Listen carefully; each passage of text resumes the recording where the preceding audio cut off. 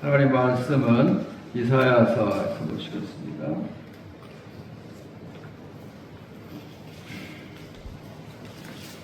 이사야서 28장이죠.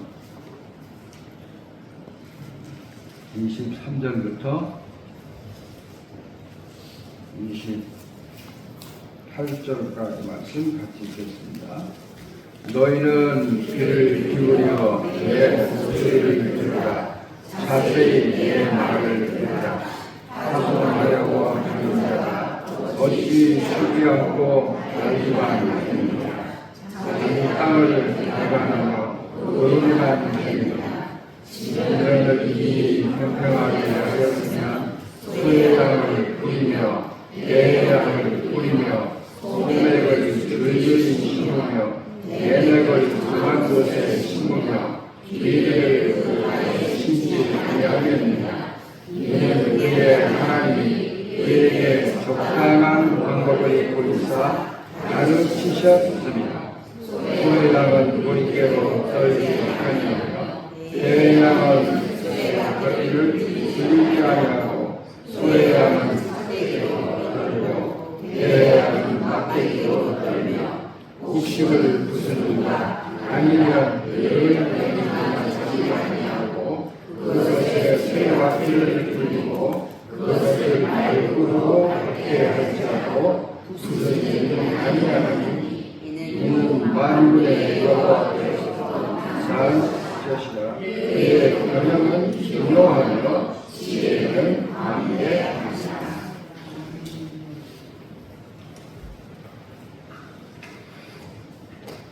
오늘의 본문의 말씀을 잠깐만 설명하면, 농작물을 재배하고 기르고 추수하는 내용입니다. 우리에게는 다소 생소하지만 소회향, 대회향 이런 것은 허브 식물이에요. 그러니까 향이 나는 중동 지역에서 많이 음식에 향을 넣어서 음식을 만드는데, 소회향, 대회향은 바로 그런 열매들입니다. 근데 그것을 농작함에 있어서 밭만을 가느냐? 아니죠. 밭을 가는 목적은 거기다 뭘 심으려고 하는 것이다. 그 다음에 키워서 추수할 때 어떻게 하느냐? 추수할 때는 그 식물의 특성에 따라서 적당한 방법으로 추수를 하는데, 여러분 쉬운 예를 들어서 우리가 꾀농사를 지었습니다. 꾀를 베어서 그 다음에 약간 말려서 꾀를 털 때 어떻게 합니까? 커다란 몽둥이로 후려칩니까? 아니잖아요. 조그마한 막대기로 그죠? 우리가 만일 벼를 탈고 갈 때 벼를 놓고 가만히 조그마한 나뭇가지를 때립니까? 아닙니다. 우리가 지금 뭐라고 탈곡기에 넣고 세게 강하게 해서 그것을 식물을 곡식을 수확하게 됩니다. 농사를 짓는데도 다 꽃하나 채소 하나 다 적절한 방법이 있어요. 근데 그것을 뭐라고 했느냐면 하나님이 가르쳐 주셨다는 거예요. 하나님이 가르쳐 주셨다. 우리 교회도 보면 아주 솜씨가 있는 분들이 계셔서 이 화초를 잘 키우는 분들이 계세요. 우리 심삼식 집사님 댁에 누가 하는지는 모르겠어요. 알아보지 않아서. 그런데 굉장히 식물이나 꽃 종류를 잘 키우시는 분이 그 집안에 계세요. 또 우리 손봉자님 집사님도 뭐 다 죽게 생긴 것도 그 손에만 가면 살아나요.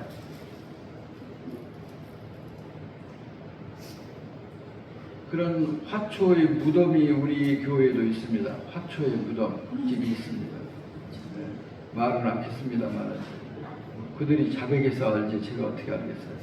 가기만 하면 죽어. 왜 그럴까요? 식물의 특성이 다 있어서 물을 많이 줘야 할 것, 물을 적게 줘야 할 것, 그런 것들이 다 있습니다. 자, 그러면 우리는 식물보다 귀하자. 식물보다 귀하자. 식물만 못해?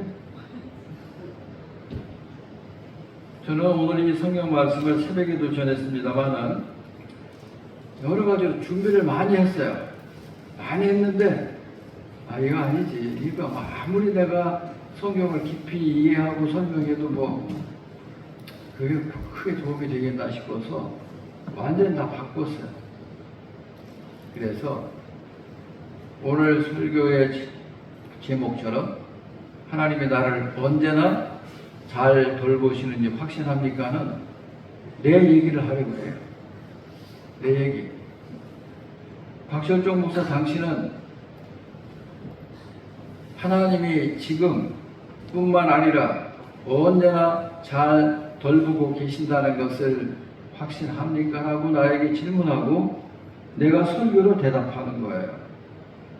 그런데 우리 말에 사실은 적절한 말이 잘 돌보신다는 말은 사실은 적절하지 않아요. 이 말은 다루신다는 말, 핸들링. 영어의 핸들을 우리가 자동차 운전할 때 핸들이 있잖아요. 그 말은 우리말 없을 거예요. 그냥 핸들이지. 그래서 핸들로 다루신다는 거예요. 좌쪽, 우쪽, 이렇게 많이 돌리고 꺾고 하는 모든 것들을 핸들하는데 그걸 영어로 핸들링이라고 합니다. 다룬다는 뜻이에요. 하나님께서 박철종 너를 항상 잘 다루고 계신다고 확신하느냐는 질문을 저에게 하고 오늘 설교를 통해서 제가 여러분에게 답변하려고 하는 것입니다. 먼저 결론을 말씀드리면 그렇습니다. 저는 하나님이 이날까지 제 인생을 언제나, 가끔 아니에요, 언제나 잘 돌보고 계시고 다루고 계신다고 확신합니다. 그러면 그 이유를 제가 대야 될 거 아니에요. 왜 하나님이 왜 나를 어쩌다가 아니라 언제나, every time, 언제나 정말 잘 다루고 계시고 잘 돌보고 계시다고 하는 것을 내가 믿으면 나는 행복하죠. 나는 기쁠 거 아니에요? 저는 기쁩니다. 언제? 항상. 저는 항상 기뻐합니다. 범사에 감사합니다. 우리 가족 중에서 아니라고 하면 이때 말하세요. 다른 데 하지 말고. 그러면 제가 왜 그런 생각을 하느냐 이거예요. 생각할 뿐만 아니라 왜 믿느냐 이거예요. 제가 전에도 그런 얘기를 했습니다. 나는 아무도 부러워하지 않습니다. 이 세상에 부러운 사람 없어요. 제가 바보라서 그럴까요? 아니에요. 저 그렇게 바보 아니에요. 그 모든 근거가 하나님 때문에 그래요. 하나님 때문에 난 이런 사람이 된 거예요. 그러면 제가 어떻게 그런 생각을 가질 뿐만 아니라 확신을 하느냐는 거죠.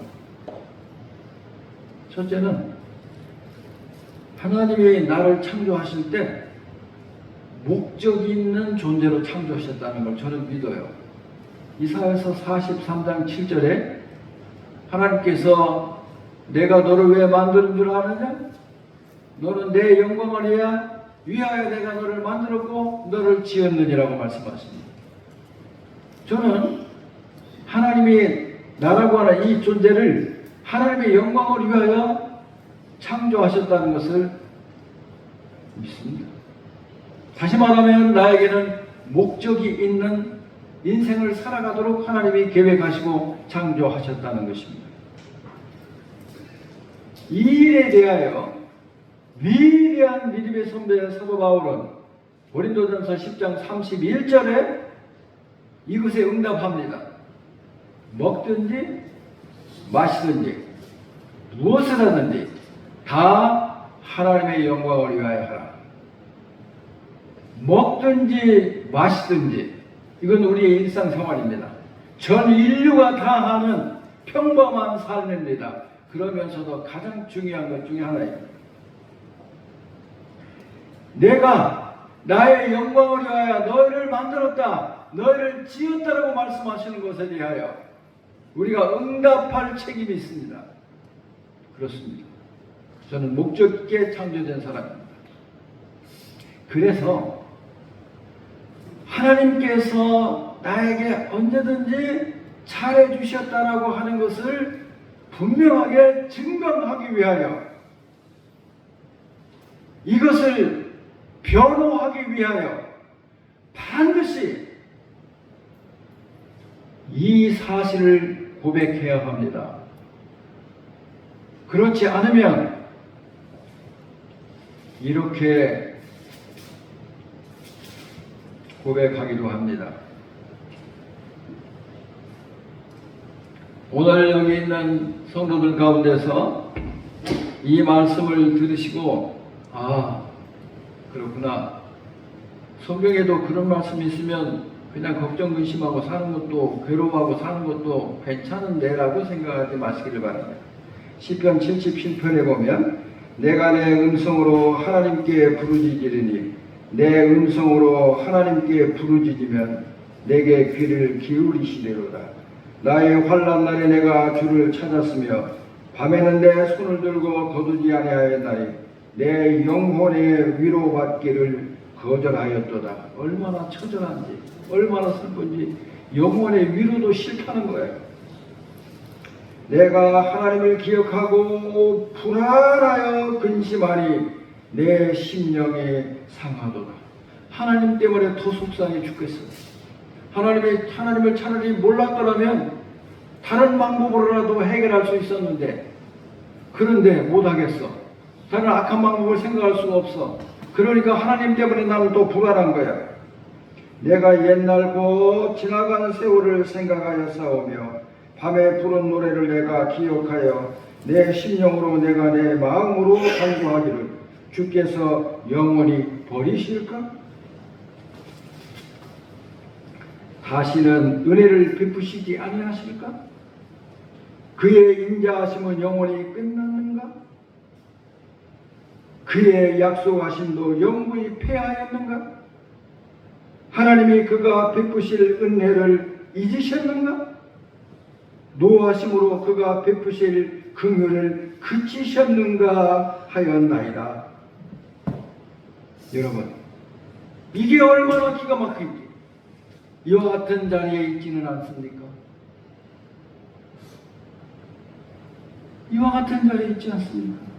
하나님이 나에게는 은혜를 그쳐버리셨. 긍휼도 이제는 끝났어. 이런 형편에 있는 사람은 오늘 주제와 같이 하나님이 나를 적당한 방법으로 가장 잘 돌보고 계시다, 이런 것을 어떻게 고백할 수 있겠습니까? 그렇기 때문에 하나님이 언제나 나를 잘 대해 주신다, 이것을 고백하려면 하나님의 나를 목적 있는 사람으로, 존재로 창조하셨다는 것을 인정하지 않으면 절대로 이 신앙 고백을 할 수 없습니다. 하나님이 어쩔 때는 잘해주시지. 근데 지금 내 형편을 봐. 나는 아프고 하는 일은 안 되고 뭐 가진 것도 없고 고민만 잔뜩 쌓여 있는데 하나님이 뭘 잘해주시기는, 이런 생각을 아니 할 수 없다는 거예요. 잘 들으시길 바랍니다. 과연 그럴까요? 물론 그런 사람들 많이 있습니다. 그런데 저를 비롯하여 많은 사람들이 하나님, 저는 항상 하나님 때문에 즐겁습니다. 하나님 때문에 행복합니다라고 고백하는데 그게 진실이라면 왜 진실이 되었을까요? 그것은 하나님이 나에게 어떤 분이시단가라고 하는 것, 하나님이 도대체 나에 대해서 어떤 마음을 가지고 생각하고 계신가 하는 하나님의 말씀을 믿느냐 믿지 않느냐에 따라서 결정됩니다. 저는 굉장한 자존감을 가지고 삽니다. 왜 그러냐 하면 성경 말씀 때문입니다. 시편 8편 5절에 보면 하나님이 우리를 어떻게 하셨어요? 다윗이 고백한 것처럼 5절부터 쭉 내려보면 하나님보다 조금 못하게 하시고 영광과 존귀로 내게 관을 씌우셨나이다라고 다윗은 고백합니다. 다윗은 나를 하나님이 창조하시되 하나님보다 조금 못하게 창조하셨다. 저와 여러분이 그런 사람들이에요. 하나님이 저와 여러분을 창조하시되 하나님의 형상대로 창조하셨다는 거예요. 그뿐이 아닙니다. 저는 로마서 8장 32절을 내 평생에 등불과 같은 말씀으로 믿고 사는 사람입니다. 자기 아들을 아끼지 아니하시고 우리 모든 사람을 위하여 내어주시니가 어찌 그 아들과 함께 모든 것을 우리에게 주시지 않겠는가. 아니 내가 얼마나 하나님께 존귀한 사람인지 몰라. 그냥 아들까지 주셨어. 예수 그리스도를 나를 대신하여 나의 모든 굳은 일과 불행한 일과 고통스러운 일, 저주받은 일을 대신하여 주실 만큼 하나님에게 나는 소중한 사람이라는 거예요. 그걸 믿지 않으면 하나님께서 나에게 항상 잘해주신다는 것을 어떻게 믿을 수 있습니까?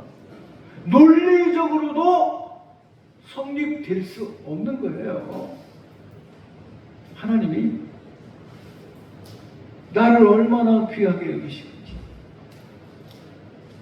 아들까지도 아끼지 아니하시고 여러분이 사랑하는 사람이 있습니까?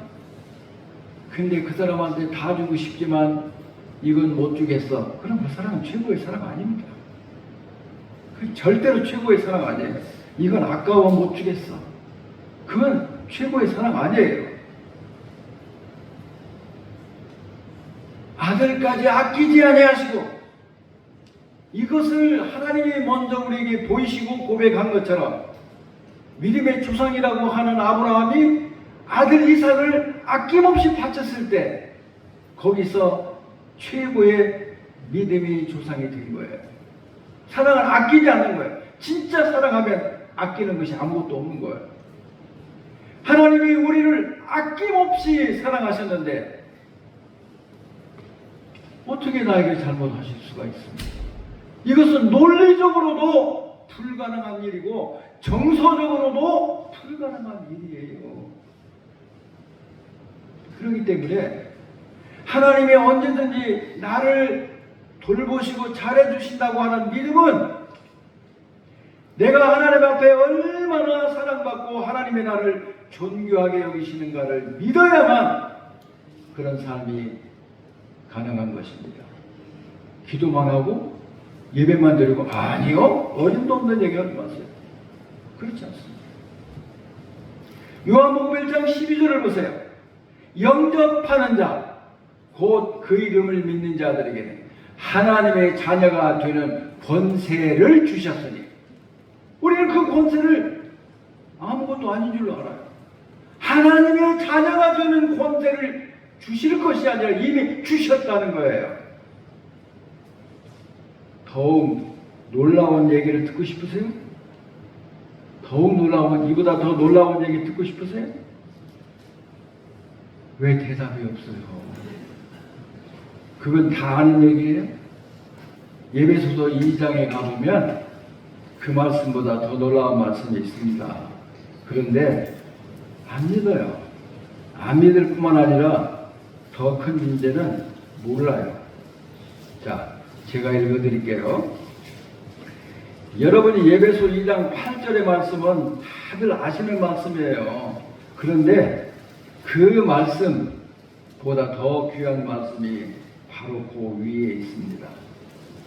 무슨 말씀이냐 하면 6절 나옵니다. 또 함께 일으키사 그리스도 예수 안에서 함께 하늘에 앉히시니. 여러분, 앞으로 하나님 나라 보좌 우편에 우리를 앉혀줄 것이라는 약속이 아니라고요. 이미 과거예요. 함께 그리스도 안에서 하늘 위의 보좌에 우리를 앉히시니. 지금 다시 읽어드려요. 다시 읽어드릴게요. 5절부터 읽겠습니다. 허물로 죽은 우리를 그리스도와 함께 살리셨고 너희는 은혜로 구원을 받은 것이라. 또 함께 일으키사 그리스도 예수 안에서 함께 하늘에 앉히시니. 미래가 아니라는 거예요. 지금 함께 앉히셨다는 거예요. 그리스도와 함께 죽고 그리스도가 부활하실 때 이것을 믿는 우리들에게 그리스도와 함께 하늘에 앉히시니. 더 놀랍지 않아요? 내가 어떤 존재이냐 하나님께. 어떤 존재? 하나님보다 조금 못하게 하셨다고 다윗은 고백합니다. 예수 그리스도는 우리에게 말씀하시기를 너는 하나님의 자녀의 권세를 받았다. 하나님의 아들과 딸이라는 것이에요. 그뿐만 아니라 사도 바울은 하나님께 놀라운 계시를 받은 사람이에요. 우리가 그리스도와 함께 죽었다면 그리스도를 함께 일으키셨을 때, 부활하셨을 때 우리를 함께 하늘에 앉히시니. 우리가 그런 사람이라고요. 여러분이 집안에서 사용하실 때 종이컵이나 또는 플라스틱으로 만든 것, 아이고 설마 이거 제가 실수했어요. 뭐 했어요? 글쎄 종이컵을 그냥 제가 구겼어요. 큰일 났습니다. 그러면 여러분은 그렇게 말하는 사람의 정신 상태를 의심할 거예요. 아니 종이컵 하나가 무슨 큰일이에요? 그런데 대대로 물려받은 좋은 그릇이 있습니다. 그것을 깨뜨리면 어떨까요? 하나님이 우리들에게 왜 잘해주시는 줄 아세요? 우리가 불쌍해서? 아니에요. 하나님이 우리를 그렇게 언제든지 잘해주시는 이유는 우리가 하나님 앞에 그렇게 소중한 사람이기 때문에 그래요. 소중한 사람. 제 인생을 이끌어가는 몇 가지 귀한 말씀들이 있습니다. 우리가 아직 죄인되었을 때 그리스도께서 우리를 위하여 죽으심으로 우리에 대한 하나님의 사랑을 확정하셨다. 그 앞에 모든 문제 다 해결되는 거예요. 어떻게 하나님을 왜 나에게 요즘 쌀쌀 맞으시고 내 기도는 듣지도 않으시고 은혜는 긍휼하시면 자비하시면 이미 끝나버린 것 같다라고 하는 생각을 할 수가 있습니다.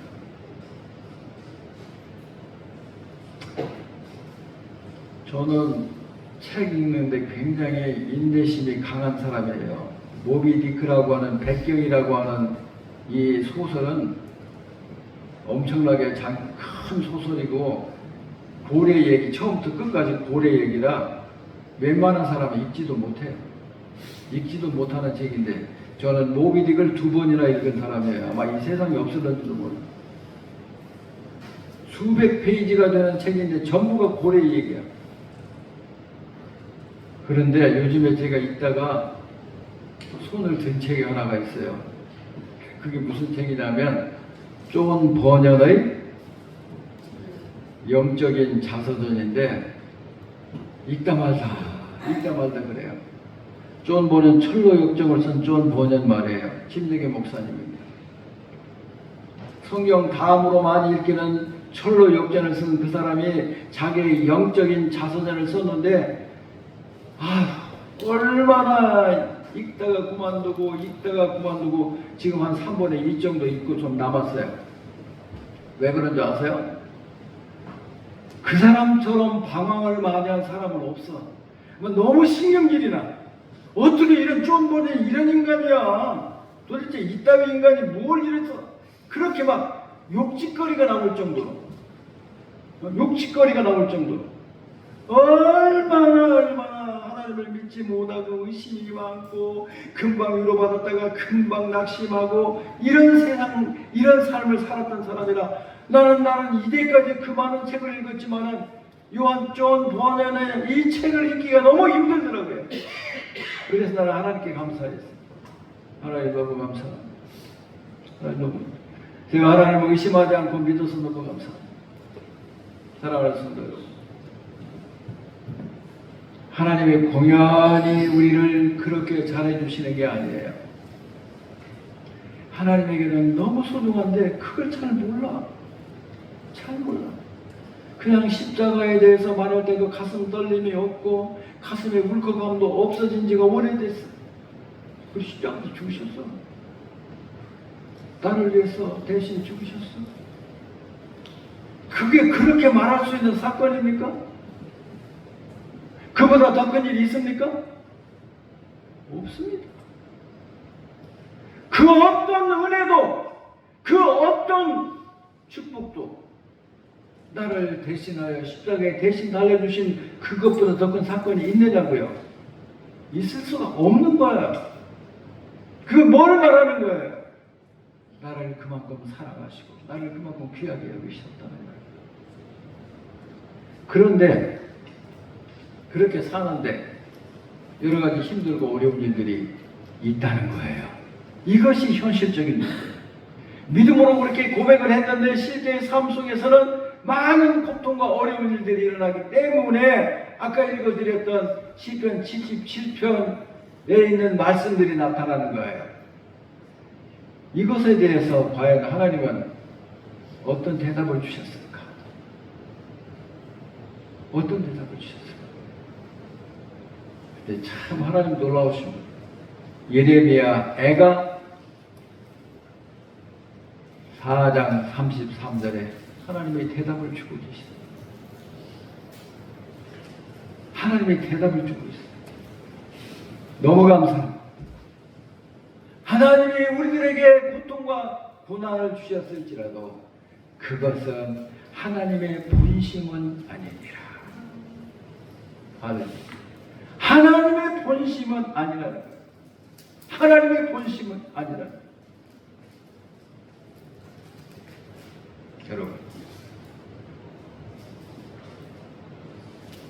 이것을 설명하려면 목적 있는 삶이라고 하는, 하나님의 나를 그냥 이 세상에 먹고 살다가 그냥 죽고 천국 가고 이런 식으로 우리를 만들지 않으셨다는 거예요. 우리에게 어떤 목적을 주시고 우리를 창조하셨다. 여러분 아시는 분도 있을런지 모르겠습니다만 릭 웨렌이라고 하는 세드가 교회 목사님 계세요.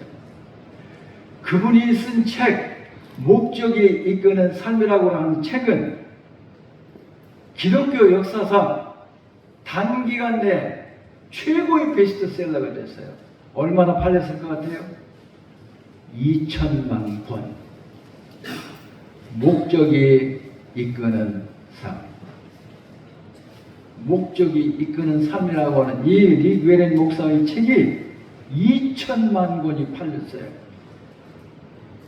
특별히 침례교 목사였고 그 책을 많이들 연구하고 우리에게도 가르친 것 같아요. 그잖아요.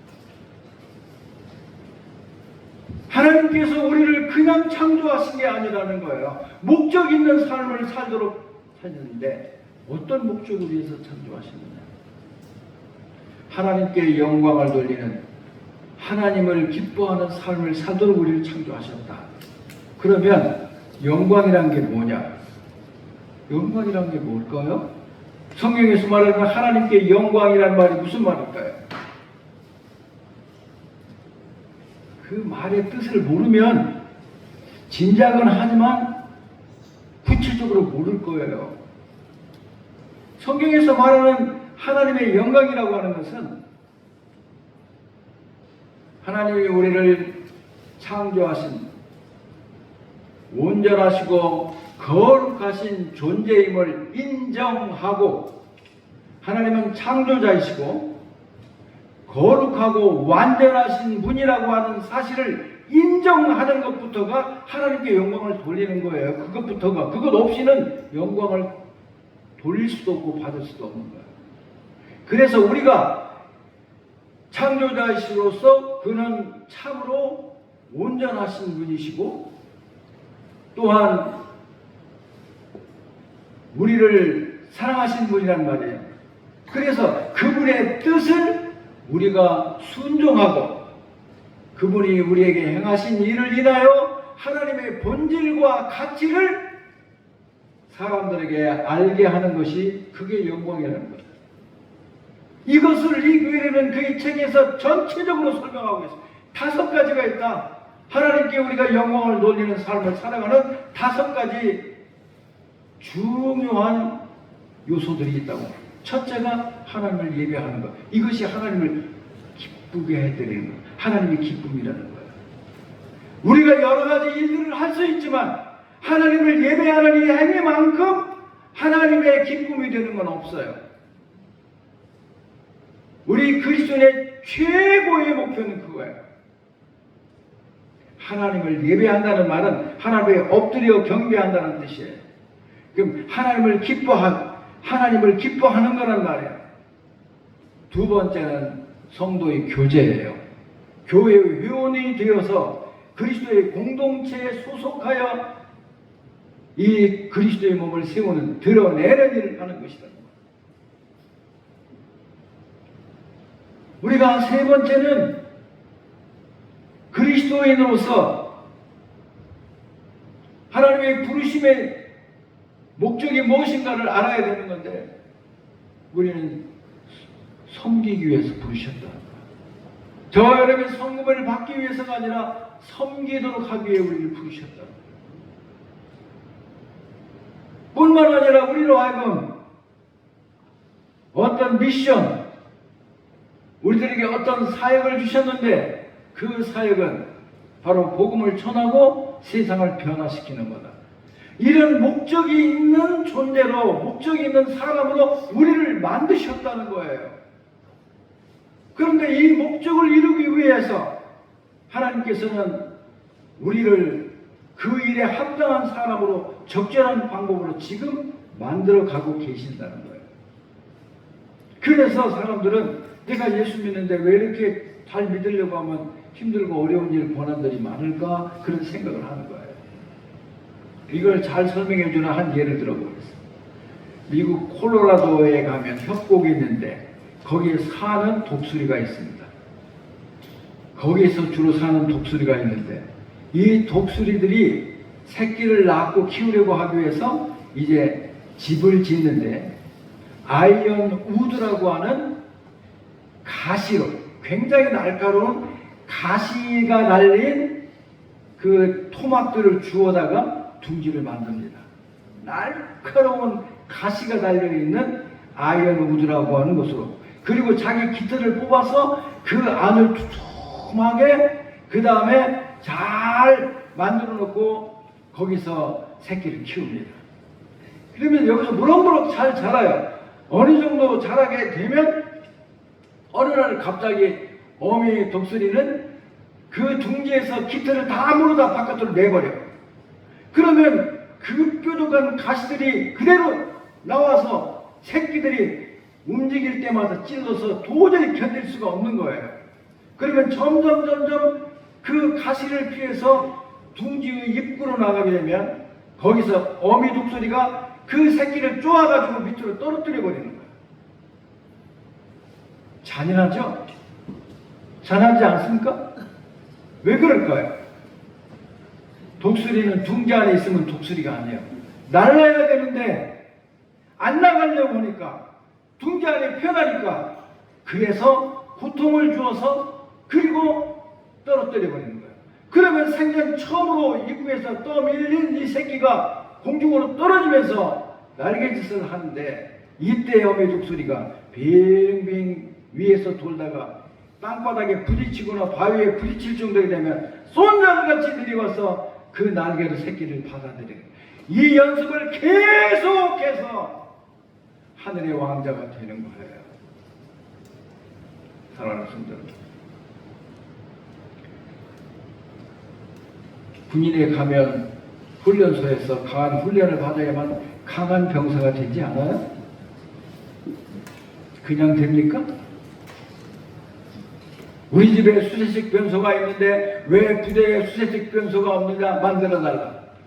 이런다는 거예요. 요즘 애들은 얼마나 기가 막힙니까? 하나님께서 목적하신 일을 이루기 위하여 우리에게 늘 편안하고 부족함이 없고 그런 것만 주시면 우리가 하나님이 목적하신 바대로 그런 사람이 과연 될 수 있을까요? 될 수가 없어요.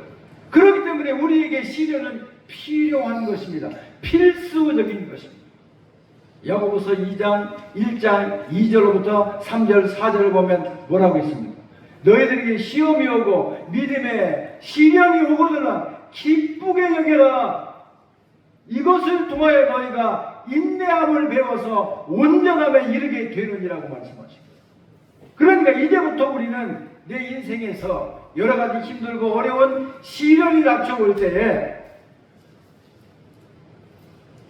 하나님, 저는 이거 감당하기 어렵습니다. 이 시련과 고통에서 빨리 나를 건져주세요. 이런 기도하는 것이 너무나 자연스럽게 여겨지겠지만 그런 기도하지 마세요. 왜 그러냐 하면 그렇게 사랑하여 아들의 목숨까지도 주고 우리를 대신 아들 삼아주시고 딸 삼아주신 하나님께서 무슨 심술이 나서 우리를 갑작스럽게 학대하며 우리를 곤경에 처하게 하시겠어요? 이런 일은 있을 수가 없는 거예요. 이건 하나님께 불가능한 거예요. 왜 그러냐면 하나님의 사랑 때문에 불가능한 거예요. 하나님이 저와 여러분을 학대하시는 것은 하나님에게 있어서는 불가능한 것입니다. 여러분이 여러분의 자식을 학대할 수 없는 것, 고의적으로 학대할 수 없다면 하늘에 계신 아버지께서 우리보다 훨씬 좋은 아버지신데 우리를 까닭없이 그렇게 하시겠어요? 그렇기 때문에 우리들에게 고난이 닥쳐오고 어려움이 닥쳐온다 할지라도 예레미야 애가에서 말한 것처럼 그것은 하나님의 본심은 아니라는 거예요. 우리들을 강한, 우리들을 합당한, 우리들에게 적당한 하나님의 뜻을 이루기 위한 사람으로 만들어가는 과정이라는 거예요. 그걸 어떻게 믿어야 되죠?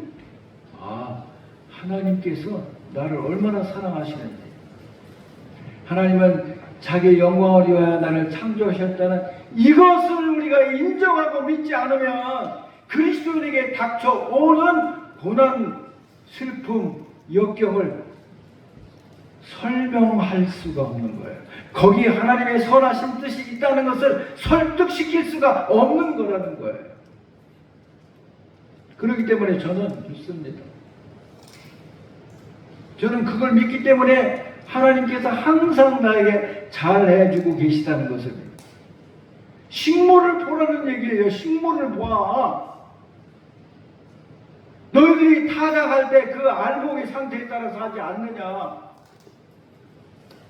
여기 옛날 방식으로 말하고 있습니다. 너희들이 그 연자맷돌을 돌리는데 연자맷돌을 돌릴 때 어떻게 돌립니까? 다 곡식이 부서지도록 돌립니까? 절대로 그런 일은 하지 않습니다. 하물며 식물 하나도 하나님이 우리에게 가르쳐 주셔 그 식물의 소중함을 알고 그 식물의 적당한 방법을 사용하시는 것처럼 하나님께서는 저와 여러분이 각기 다르기 때문에 각 사람에게 각기 다른 방법으로 우리를 적절하게 대우하고 계시다. 우리를 적절하게 돌보고 계시다는 것을 믿을 수밖에 없는 것입니다. 제게 무슨 특별한 믿음이 있어서가 아니에요. 저에게 뭐 특별하게 하나님의 은총을 받아서가 아니라고요. 성경의 말씀을 생각해 보니까 이거 너무나도 믿기 쉬운 거라는 거예요. 하나님이 각 사람에게 적절한 방법 그렇게 하고 계시는데 왜 그렇게 하시느냐? 우리를 놀이기감으로 생각해서? 아니, 목적이 있다는 거예요. 저와 여러분 개개인에게 하나님의 목적이 있다는 거예요. 그래서 그 목적에 적당한 사람이, 그 목적을 성취할 수 있는 사람이 되도록 각 사람의 성품이, 능력이, 환경이 다르기 때문에 하나님이 각 사람에게 다르게 대우해 주신다는 거예요. 핸들링하고 계시다는 거예요. 이걸 어떻게 안 믿을 수가 있습니까? 여러분이나 저나 자식을 키울 때 자식의 성품을 하나씩 알고서 이 자식에게 다 대우하고 자식 다루는 방법이 다 다르잖아요. 하나님이 저와 여러분을 다루는 방법이 각기 다르다는 건데 왜 남들처럼 해달라고 그렇게 조르냐고 말이에요. 그러지 마세요. 그러지 마세요. 하나님은 우리 각 사람이 다른 것을 인정해 주신 분이에요. 그래서 각 사람이 다르게 하십니다. 성경에 나오는 모든 인물들이 다 그런 거예요. 아브라함이 갑자기 믿음의 조상이 됐습니까? 아니요. 아브라함의 믿음의 절정은 뭐예요? 창세기 22장에 나오는 것처럼 아들을 드리는 거야. 하나님, 나 하나님께 아끼는 거 하나도 없습니다. 아들을 그냥 내놓으시라고 하지 않고 짐승처럼 잡아서 제물로 드리라고 그랬습니다. 이 끔찍한 일을 시키셨는데도 불구하고 어떻게 그 일을 했습니까? 지금까지 경험해 보면서 하나님은 생명을 창조하시는 하나님이시고 하나님의 약속을 반드시 지키시는 하나님이라는 것을 정말로 확신했습니다. 그래서 아들을 내놓은 거예요. 거기서 하나님의 사랑과 아브라함의 믿음이 딱 만나는 거예요. 모세를 봅시다. 모세에게 하나님이 항상 잘해주셨습니까? 나는 모세를 생각할 때마다 위대하다고 생각합니다. 그렇게 고생한 아무도 가나안 땅에 들어가지 못해도 모세만큼은 들어가야 되는데 모세를 네가 무리바에서 내가 바위에게 명령하여 물을 내라고 한 것을 화가 나서 지팡이로 때렸다는 죄 때문에 너는 들어가지 못한다고 그랬어요. 이렇게 억울한 일이 세상에 어디 있을 수가 있습니까? 그러면 하나님께서 그렇게 40년 동안이나 써먹고 내버리신 거예요? 아니에요. 그래서 성경이 배워야 하는 거예요. 하나님은 그 충성스러운 모세를 통하여 하나님은 완전하기를 원하신다는 것을 우리에게 보여주신 거예요. 완전하기를 원하신다. 너희는 하늘에 계신 너희 아버지와 같이 온전할지니라. 하나님이 우리들에게 기대하시고 하나님의 목적하시는 일은 우리들이 완전하게 되는 거예요. 그리스도의 형상을 그대로 담는 거라는 말이에요. 생각해보라고요. 모세같이 고생한 사람이 어디 있어요? 모세같이 충성한 사람이 어디 있느냐고요. 그런데 왜 가나안 땅에 못 들어갔어? 너무나 백성들이 화나게 만들고 하나님을 못 오가니까 그래서 하나님은 그 위기 속에서도 반석에 명하여 말만 해라 그러면 솟아날 것이다. 화가 나서 지팡이로 때린 그 죄 때문에 계속 하나님은 그를 들먹거리십니다. 왜 그러셨을까요? 나는 온전한 하나님이다. 네가 온전하기를 원하신다. 그런 뜻이에요. 성경을 바로 알아야 된다고요. 하나님의 모세에게 모질게 한 게 아니라고요. 하나님의 모세를 통하여 온전하신 하나님, 거룩하신 하나님, 신실하신 하나님, 전능하신 하나님을 나타내 보이는데 저와 여러분은 이 세상에 살면서 우리의 믿음, 나의 믿음의 생활을 통해서 하나님의 본질과 하나님의 가치와 하나님의 성품을 드러내는 것이 저와 여러분의 삶의 목적이라는 거예요. 그 목적을 이루기 위해서 하나님께서 우리 각 사람에게 다루시는 방법이 각기 다르시다는 것을 나는 받아들이기 때문에 너무 감사합니다. 저는 요즘에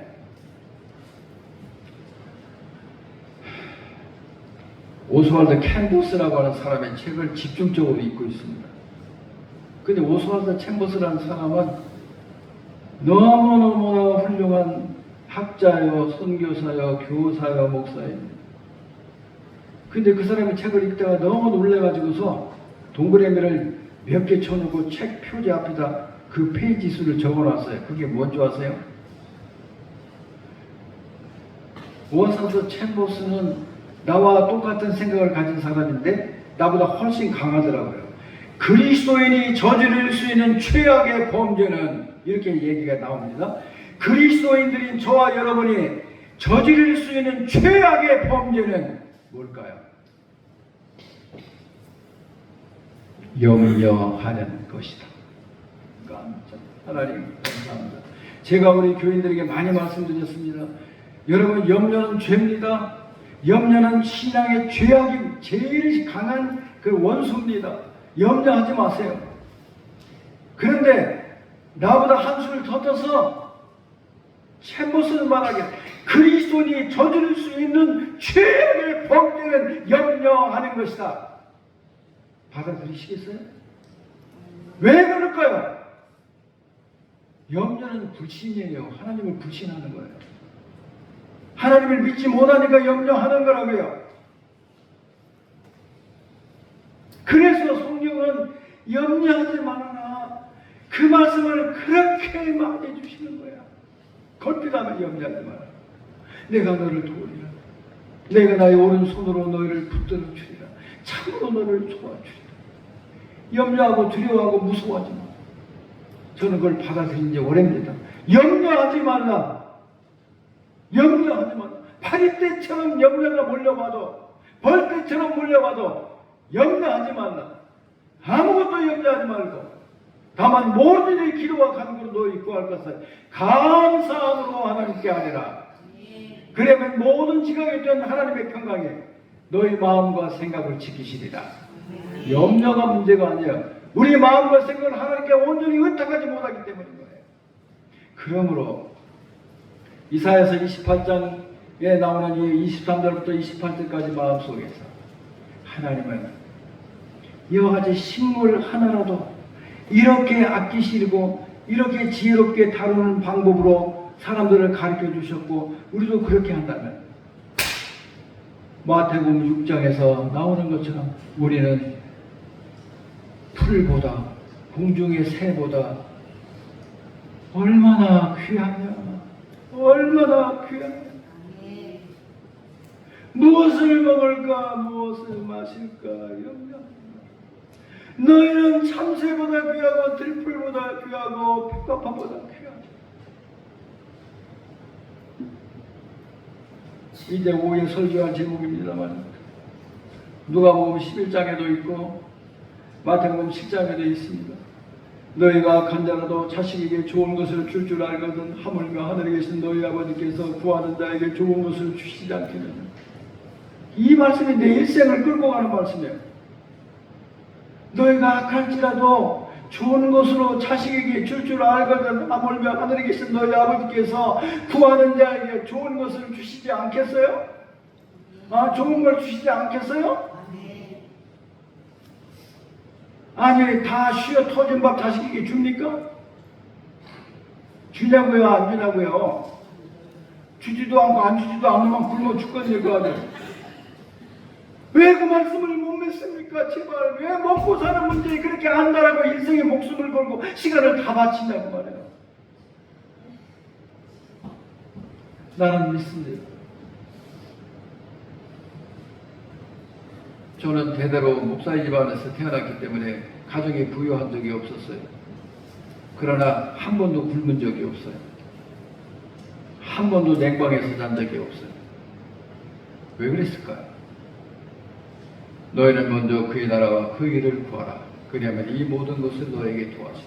이 모든 것은 그의 의식주에 관한 거예요. 내가 들풀보다 귀하고 내가 참새보다 귀하고 다윗처럼 하나님보다 조금 못하게 하셔서 지으신 모든 것들을 다스리게 하셨습니다. 영화와 종들은 내게 관을 씌워 주셨습니다.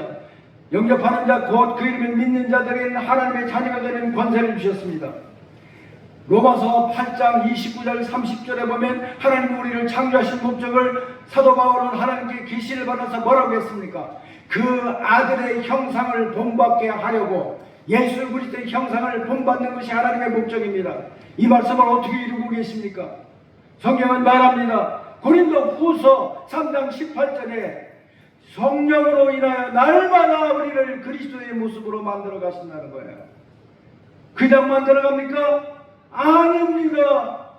돌덩이 같은 우리들을 좁아가는 사람의 마음에 그리고 있는 이미지를 구체적으로 만들어내는 것처럼 하나님의 목적하심과 하나님의 영광이 되기 위하여, 하나님의 기쁨을 돌리기 위하여, 그리고 그리스도인들에서 서로하며 섬기도록 하기 위하여 우리를 창조하셨기 때문에 본래 너무나 맞지 않으니까 그것을 다듬어 가시는 일에 있다 이 말이에요. 때로는 아픕니다. 때로는 끌로 찢고 대뼈로 깎고 송곳으로 찌르고 톱으로 자르고 하는 이런 과정을 통하여 하나님의 목적에 맞는 사람으로 우리를 만들어 가신다는 거예요. 이걸 어떻게 안 믿을 수가 있느냐 이 말이에요. 그렇기 때문에 저는 하나님이 나에게 언제나 잘해주고 계심을 확신합니다. 주일날만 기쁜 게 아니에요. 월화수목금토 낮에만 기쁜 게 아니에요. 낮과 밤 다 기뻐요. 감사해요. 과분한 거예요. 하나님 너무 과분해요. 너무 과분해요. 그러므로 사랑하는 성도, 식물 하나라도 하나님의 그 식물에 적당한 방법을 우리에게 가르쳐 주셔서 우리도 그렇게 하는 것처럼 하나님이 저와 여러분을 아는데 시편 139편 1절부터 쭉 읽어보면 하나님은 우리를 만들어시던 분이고 우리의 내장을 지으셨고 또 시편 104편에 보면 우리는 어떤 사람이냐 우리가 진토임을 기억하신다는 거예요. 하나님은 절대로 저와 여러분을 함부로 하지 않습니다. 절대로 저와 여러분을 천하게 하지 않습니다. 어떻게 이 믿음을 우리가 끝까지 가지고 있을 수 있느냐? 끝까지 가질 수 있는 방법은 우리가 이 세상에서 사는 것은 영원한 하나님 나라를 준비시키는 과정이라고 이해하지 않으면 믿지 않으면 못합니다. 이 세상을 살아가는 데 있어서 이 세상은 어떤 의미가 있느냐? 영원한 생명, 영원한 하나님 나라에 들어가기 위하여 준비하는 것이 우리 이 세상의 삶이라는 거예요. 이것을 믿고 우리의 소망을 하나님께 두고 영원한 하나님 나라에 두고 살면 이 세상에서 잠시 받는 고난이 하나님 나라 들어가는 데 있어서 우리들을 하나님의 원하시는 모습으로 만들어가는 과정이라는 것을 아주 쉽게 받아들일 수가 있습니다. 제가 특별해서가 아니에요. 제가 이 평범한 하나님의 말씀, 성경에 분명하게 하신 말씀을 믿습니다. 하나님은 나를 너무나도 분수에 넘치도록 나에게 왜 그렇게 잘해주시는지 몰라. 그런데 어떻게 저를 함부로 하고 저를 그냥 고통을 주려고만 그런 목적으로 하시겠어요? 이건 하나님에게 있어서 불가능한 일입니다. 내가 내 자식을 해롭게 할 수가 없습니다. 해롭게 하다가 아무로 나를 족치고 위협을 하고 죽이려고 덤벼들어도 내 손으로 내 자식에게 독약을 줄 수가 없고 이걸 먹으면 걔가 병드는데 줄 수가 없어요. 차라리 내가 죽지. 너희가 악할지라도 자식에게 좋은 것을 줄 줄 알거든. 하물며 하늘에 계신 너희 아버지께서 구하는 자에게 좋은 것을 주시지 않겠습니까? 어떻게 이것을 의심할 수 있느냐 이 말이에요. 그러므로 우리 기분이 좋든 나쁘든 우리 상황이 마음에 들든 안 들든 불편한 것 같든 하나님은 언제든지 나에게 잘해주고 계시는데 그걸 믿으려면 하나님이 나에게 주신 그 목적을 이루어 가고 계시는 과정에 있다. 이것을 믿을 때에만 그 모든 힘들고 어려운 일도 하나님의 선하신 뜻이 있음을 믿고 받아들일 수 있다는 거예요. 그래서 마침내 뭐라고 고백해요? 하나님은 언제나 저에게 잘해주고 계십니다. 이런 고백이 나오게 되는 거예요. 기도합시다.